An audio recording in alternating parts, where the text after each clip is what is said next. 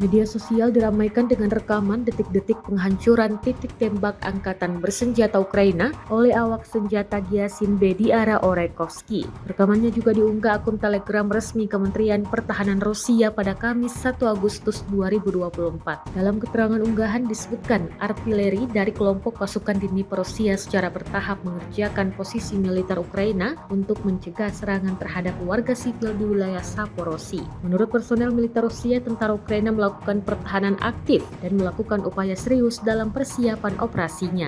Pada saat yang sama, musuh tidak berhenti mencoba menyerang daerah berpendudukan Zaporozhye, klaim Rusia. Meski jaraknya beberapa puluh kilometer, pasukan Rusia mampu menyerang langsung posisi militer Ukraina dan artilerinya secara akurat. Serangan presisi menghancurkan wilayah yang dibentengi peralatan militer dan depot amunisi angkatan bersenjata Ukraina.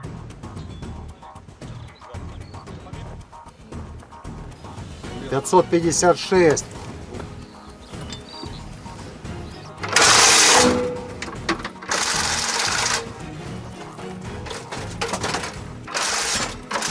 Орудие! Выстрел!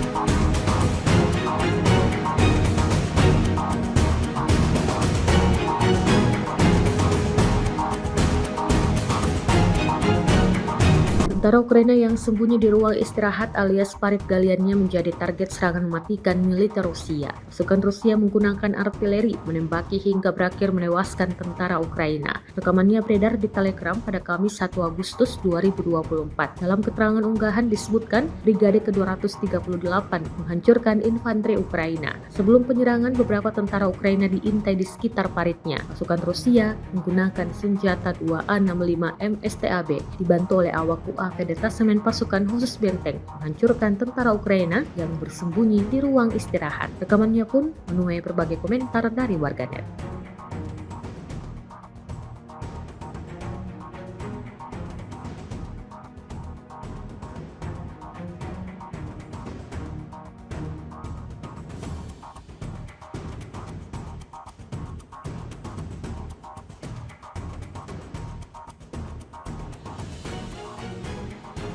Lama ditunggu, pesawat tempur F-16 hadiah dari Amerika Serikat akhirnya tiba di Ukraina. Kedatangan F-16 dikonfirmasi langsung oleh seorang pejabat Amerika Serikat Kamis 1 Agustus 2024.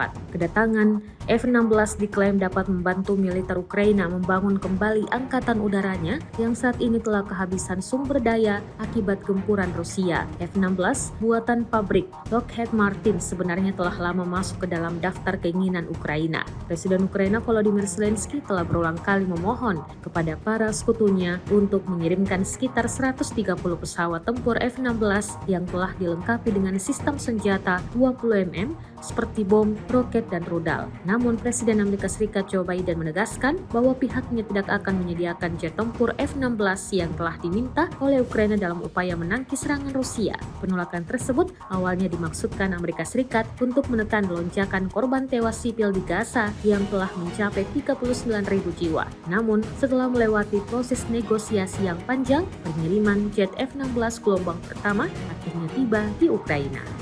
Pasukan terjun payung Tula menyerbu benteng angkatan bersenjata Ukraina lainnya dan menangkap 3 prajurit.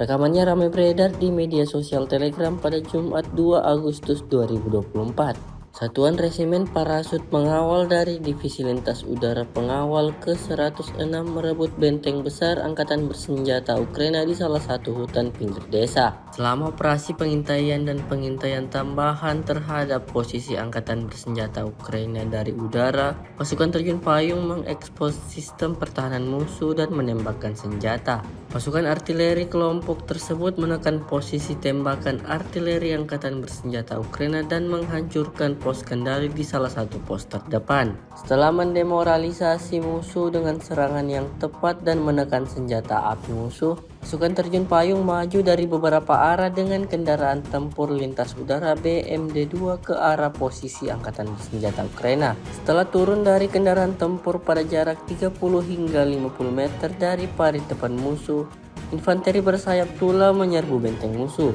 Para komandan mengendalikan pertempuran dengan bantuan operator UAV. Kelompok penyerangan lintas udara dengan menggunakan seluruh persenjataan senjata ringan merebut titik kuatnya. Musuh meninggalkan yang terluka dan tewas. 3 tentara Ukraina meletakkan senjata mereka dan menyerah.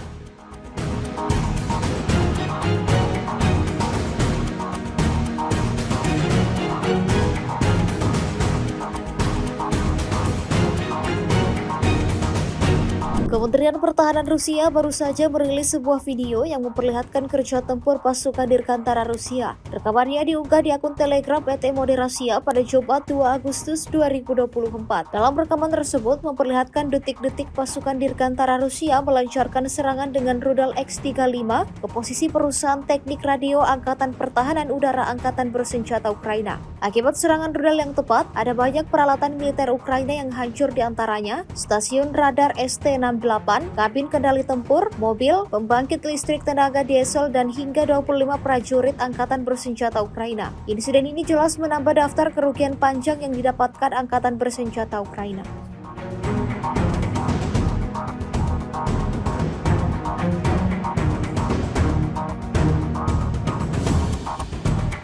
Sebuah rekaman ramai dibicarakan warganet di media sosial Telegram pada Jumat 2 Agustus 2024. Dalam rekaman tersebut memperlihatkan detik-detik drone Ukraina menabrak tentara Rusia yang sedang beroperasi. Drone yang terbang diakui tentara Ukraina memiliki kualitas yang paling baik sehingga dapat merekam emosi di wajah para lawannya. Sistem pertahanan udara kelompok penyerang Karon dari Brigade Mekanis Terpisah ke-14 yang dinamai Pangeran Roman Agung bertanggung jawab pada kematian tentara Rusia yang diledakkan oleh drone. Seperti yang terlihat dalam rekaman, tidak diketahui seperti apa selanjutnya. Hingga video ini beredar, beragam respon diberikan warganet.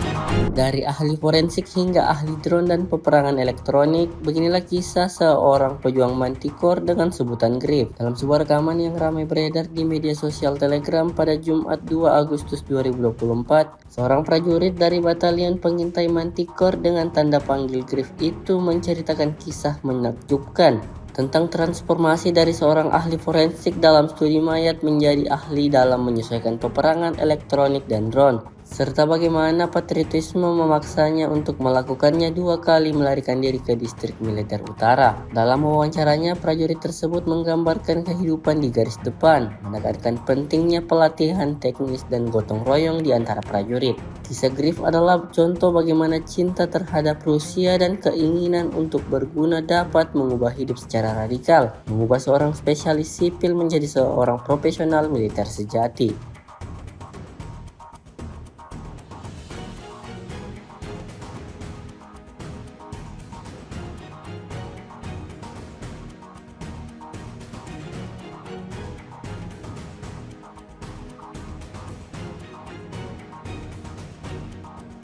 Здравствуйте, мой позывной Гриф. Это мой второй уже контракт на СВО. 3-й месяц уже здесь нахожусь. И в 22 году 3 месяца был еще один контракт в начале СВО. Год провел на гражданке, обычная жизнь, но эгоизм, патриотизм сделал свое, и я вернулся.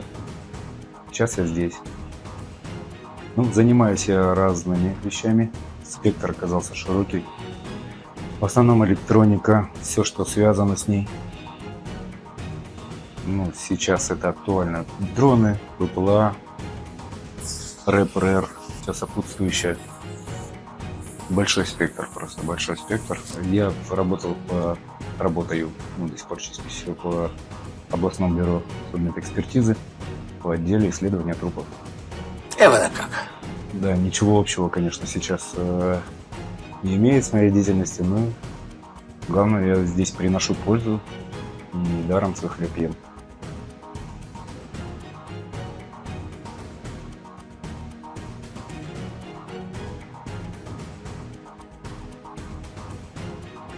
Ну, полноценная семья. Полноценная семья? Да, конечно. Как они относятся к тому? Сбежал. Я его второй раз опять сбежал. Оставил записку, извинился, да, и убежал. Паразит. Ах, паразит. Когда ты семье нужен, это тяжело вырваться. Это через недельку уже можно было выйти на связь, чтобы уже без слез, там речь уже проскальзывала какая-то. Мы потихонечку смирились. Все-таки это уже второй мой побег на контакт. Первый контракт я поехал, и следом брат поехал, младший. Двое братьев всего, и вот вернулись с первого контракта, он пока там на гражданке работает, ну, тоже в судмедэкспертизе. Я не сдержался и опять уехал на второй контракт сюда. Быт солдатский, вот с момента начала СВО вот это все сильно прям наладилось. Все в лучшую сторону. Намного проще сейчас служить, чем, конечно, в начале, когда все неразбериха была, все это. Сейчас все упорядоченнее. Уже какие-то там, не знаю, перспективы даже на короткий промежуток времени можно строить.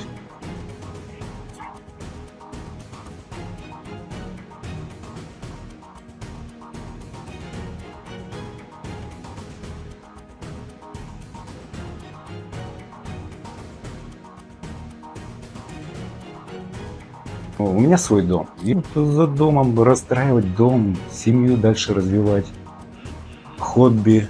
Ну, хобби у меня не такое немножко, как бы там более гражданское, как бы не по работе. Мне нравится электроника, все это. Лет в 14 телевизоры ремонтировал, все это интуитивно, книжки почитывал, там, Дима Электроник, тогда всякие вот такие вещи. То есть постепенно до этого рос, чтобы сейчас вот такими навыками обладать, хоть и не феноменальными, но даже, ну вот в этом я как бы намного полезнее, допустим, для армии, чем обычный мой вуз пулеметчик.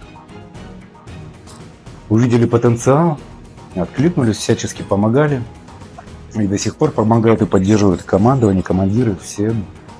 Я так думаю, что не жалеют. И новости посматриваю, интересно, конечно, что там происходит, как. От тебя, конечно, ничего не зависит, ты такой маленький винтик в этой системе, но в целом наблюдать, конечно, интересно.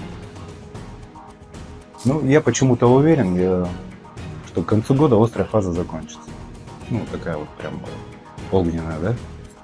Привет семье, коллегам по работе. Но немножко, да, там медицинские работники все, они первый раз не особо поняли, ты куда рвешься, как бы, а у меня, то есть, по гражданке, там, и по стрельбе, и медальки, там, ну, такое, как бы, чуть-чуть уже заранее был подготовлен. И дисциплины, порядок, то есть, избежал. Ну, и сейчас, как бы, тоже я скрывал, часто там спрашивал руководство на работе, больше не собираешься, ну, любые новости какие-нибудь резонансные по телевизору увидят. Скрывал, потому что доложат семье, семья опять спрячет документы, и побег не состоится. Ну, семья, конечно, переживает, они все в порядке, регулярно пытаюсь писать, успокаивать, обнадеживать. Все будет хорошо.